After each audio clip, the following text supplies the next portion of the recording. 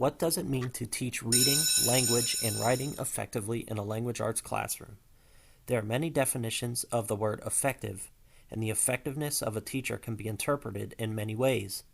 Based on what I have learned through my placement at Hubbard Mastery and my ELA course at Otterbein this semester, some of my ideas have been reinforced, and while some have been completely changed. The following is what I believe effective English language arts instruction looks like. Reading. Reading has never been something that I have enjoyed. Knowing that it will be one of, if not the most important component to my future instruction, worried me.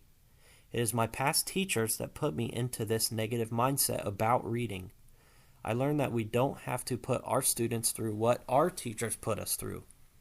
The use of reader's theater, text sets, and even constructing our own House of Usher showed me that effective reading instruction can be creative, informative, fun, and most importantly, different. We need to make the time for reading in our class and encourage reading around every corner. Through all of these things, as Donald Meyer puts it, we can develop a classroom of readers. Language. I have always had the idea that proper English may not be so proper. I have questioned my duty as a future educator and what exactly my role will be in correcting my students' speech patterns. This semester has helped me better understand what that role will be. In a reading titled Students' Right to Their Own Language, prepared for the Conference for College Composition and Communication, my beliefs about teaching language in the classroom are reiterated. It states, we affirm the students' right to their own patterns and varieties of language, the dialects of their nature or whatever dialects in which they find their own identity and style.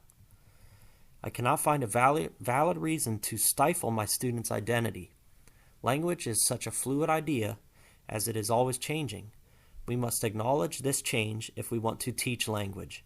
I believe effective language instruction enhances a student's voice. It does not hinder it. Writing. Just as language is always changing, so is writing. NCTE notes that much of that change has been due to technological developments, from pen and paper, to typewriter, to word processor, to network computer, to design software capable of composing words, images, and sounds. The more tools we give our students, the better their writing will become.